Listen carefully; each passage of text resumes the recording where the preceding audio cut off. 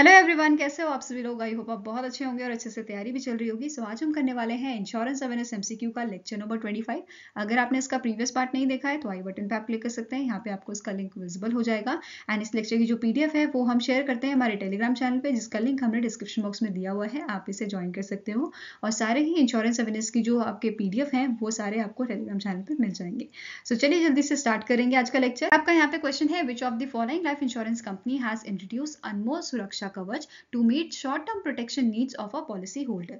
सो correct answer आपका क्या हो जाएगा, इसे लॉन्च किया था Aditya Birla Sun Life insurance ने। अब यहाँ पे जो ये प्रोटेक्शन प्लान है, ठीक है, शॉर्ट टर्म का है, तो 2 से 5 साल का यहाँ पे जो है इसका टेन्योर रहेगा। ठीक है, साथ में ही जो ये प्लान है या जो आप पॉलिसी ले रहे हो उसे आप कस्टमाइज भी कर सकते हो, जैसे सम एश्योर्ड उसका या पेमेंट टर्म्स जो है वो आप कस्टमाइज कर सकते हो। साथ में ही अगर यहाँ पे हम एज की बात करें तो यहाँ पे जो एज है, जो प्रोटेक्शन यहाँ पे दी जाएगी वो 25 से 55 साल के लोगों तक जो है यहाँ पे उनको प्रोटेक्शन दी जाएगी। ठीक है, मतलब इसकी एज लिमिट कितनी हो जाएगी, 25 से 55 साल। ठीक है, अब यहाँ पे Aditya Birla Sun Life insurance की बात करते हैं तो जो ये कंपनी है ये आपका जॉइंट वेंचर है आदित्य बिरला ग्रुप का। ठीक है, आदित्य बिरला ग्रुप का, ठीक है, जिसमें इनके 51% जो है शेयर है। वेरस दूसरी आपकी कंपनी है सन लाइफ फाइनेंशियल, जो आपकी कनाडा की कंपनी है। ठीक है, ये चीज़ आपको याद रखनी है। और यहाँ पे अगर हम Aditya Birla Sun Life insurance के सीईओ की बात करें तो एट प्रेजेंट इसके सीईओ कौन है, इनका नाम है कमलेश राव। ठीक है, क्या नाम है, कमलेश राव। ठीक है, हेडक्वार्टर बात करें Aditya Birla Sun Life insurance की तो इसका हेडक्वार्टर आपका लोकेटेड है मुंबई में। ठीक है, मुंबई महाराष्ट्र में। फाइन, नेक्स्ट आपका क्वेश्चन क्या है, an extension of a endowment plan is known as which policy. So correct answer आपका हो जाएगा, इसे हम बोलते हैं मनी बैक पॉलिसी। अब मनी बैक पॉलिसी क्या होता है, बेसिकली ये ऐसी पॉलिसी होती है जहां पे होल ड्यूरेशन, मतलब जो भी आपने पॉलिसी ली है उसके ड्यूरेशन में आपको एक फिक्स अमाउंट दिया जाएगा इन स्पेसिफिक इंटरवल्स। ठीक है, ये चीज आपको याद रखनी है। नाउ नेक्स्ट क्वेश्चन पे चलते हैं। When a demand is made by a insured for a payment of a benefit is called as. So जब इसे ऐसे समझते हैं, एक पॉलिसी होल्डर है, ठीक है, जिसे हम इंश्योर्ड भी बोलते हैं, ठीक है, जिसने पॉलिसी ली हुई है। जब ये पॉलिसी होल्डर अपनी इंश्योरेंस कंपनी के पास जाता है कि मेरे को मेरे बेनिफिट दे दो, तो इसे हम क्या बोलते हैं, क्लेम। ये क्या करता है, बेसिकली ये क्लेम कर रहा है इंश्योरेंस कंपनी से। ठीक है, तो आंसर आपका क्या हो जाएगा, option number B. Answer is option number B, that is claim. ठीक है, नेक्स्ट क्वेश्चन क्या है, अ रिस्क और a damage covered in an insurance policy is known as. एक इंश्योरेंस पॉलिसी में रिस्क या डैमेज जो कवर किया जाता है उसे हम क्या बोलते हैं, तो आंसर आपका हो जाएगा, इसे क्या बोला जाता है, इसे बोला जाता है पेरिल। ठीक है, क्या बोला जाता है, ऑप्शन नंबर सी, पेरिल। जैसे एग्जाम्पल के तौर पे समझते हैं, एक पॉलिसी होल्डर है या इंश्योर्ड है जिसने पॉलिसी ली हुई है, इसका नाम है पर्सन ए। ठीक है, इसकी एक दुकान है। अब ये दुकान में जो है आग लग जाती है। ठीक है, अब आग लगेगी तो इससे क्या होगा, डैमेज होएगा। ठीक है, तो ये किसका एग्जाम्पल होगा, आपका पेरिल का। ठीक है, नेक्स्ट क्वेश्चन आपका है, what is the maturity age of a whole life policy. So whole life policy की मैच्योरिटी एज आपकी होती है 100 ईयर्स की। तो आंसर आपका क्या हो जाएगा, ऑप्शन नंबर ए। अब यहाँ पे होल लाइफ पॉलिसी की बात हो रही है तो इसे थोड़ा समझ लेते हैं। होल लाइफ पॉलिसी में जो पॉलिसी होल्डर होता है वो पूरे, मतलब जब तक पर्सन की डेथ नहीं होती तब तक वो प्रीमियम देता रहता है, और इसके जो प्रीमियम होते हैं वो हाई होते हैं अगर हम इसे कंपेयर करें टर्म लाइफ इंश्योरेंस से। ठीक है, अब टर्म लाइफ इंश्योरेंस में क्या होता है कि आप लिमिटेड पीरियड के लिए जो है अपने प्रीमियम जो है देते हो, और अगर पॉलिसी होल्डर की डेथ हो जाती है इन दैट केस ही आपको पैसा मिलता है। वेयरएस होल लाइफ पॉलिसी में क्या होता है, इसमें जो पॉलिसी होल्डर है उसको डेथ के बाद भी, मतलब उसके नॉमिनी को यहाँ पे पैसा या बेनिफिट दिया जाता है आफ्टर द डेथ। ठीक है, ये चीज याद रखनी है। अब होल लाइफ पॉलिसी को जो है स्ट्रेट लाइफ भी बोलते हैं और ऑर्डिनरी लाइफ भी बोलते हैं। ठीक है, क्या बोलते हैं, स्ट्रेट लाइफ और ऑर्डिनरी लाइफ भी इसे बोला जाता है। ठीक है, नेक्स्ट क्वेश्चन क्या है, the coinsurance is specified by dash. So coinsurance को स्पेसिफाई करते हैं हम एज अ परसेंटेज। ठीक है, आंसर आपका क्या हो जाएगा, ऑप्शन नंबर सी।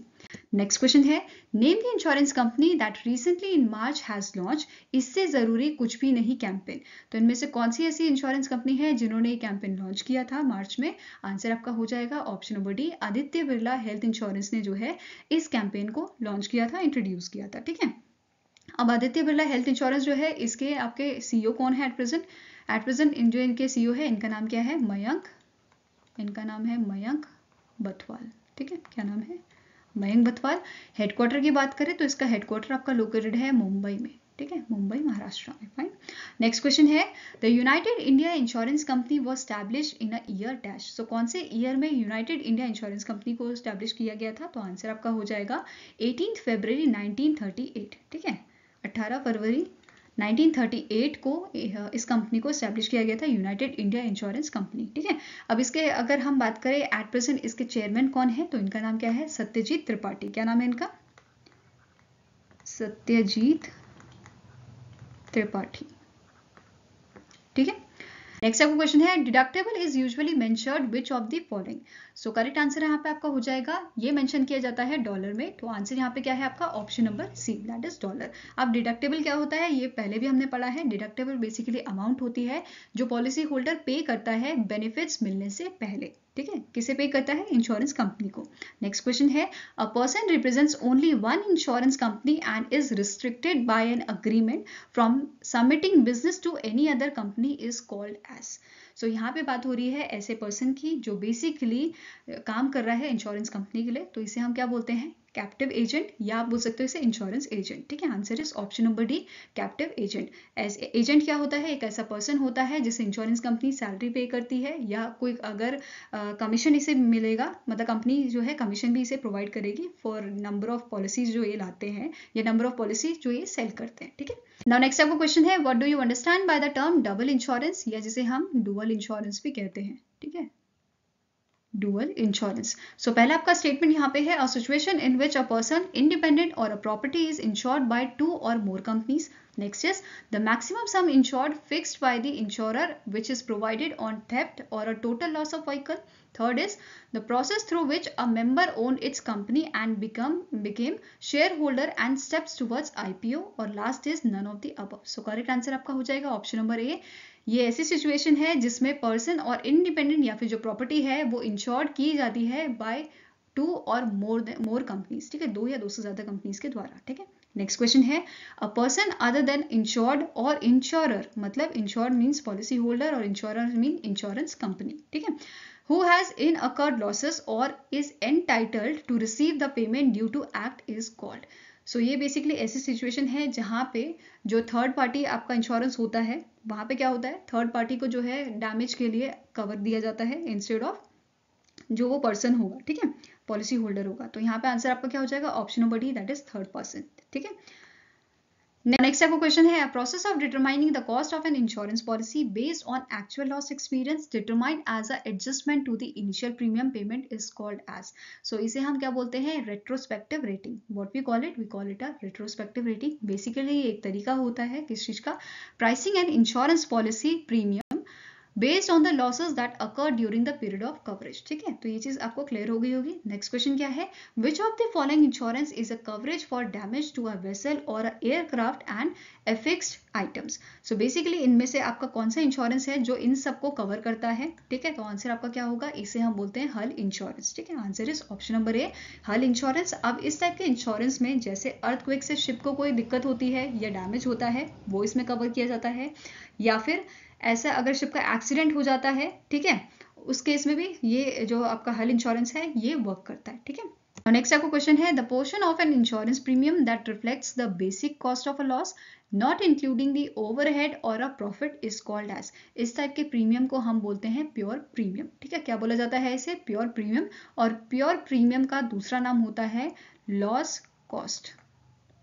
ठीक है, नेक्स्ट क्वेश्चन है a type of insurance often used for a high frequency low severity risk where risk is not transferred to an insurance company but retained and accounted for internally is known as। तो इस type के insurance को क्या बोला जाता है? इसे हम बोलते हैं सेल्फ इंश्योरेंस। ठीक है, आंसर आपका क्या हो जाएगा? Option number D, that is self insurance. I hope guys आपको ये वीडियो पसंद आई हो। अगर पसंद आई तो लाइक एंड शेयर जरूर कीजिएगा और हमारे साथ जुड़ने के लिए हमारे चैनल को सब्सक्राइब कीजिएगा। अगर आपके कुछ सजेशन है तो आप हमें मेल कर सकते हैं benchmarkstudy007@gmail.com पे, या फिर आप हमें कमेंट सेक्शन में भी लिख सकते हैं। सो मिलेंगे हम आपको ऐसे ही नेक्स्ट वीडियो के साथ। Till then take care, have a nice day and all the best for your preparation.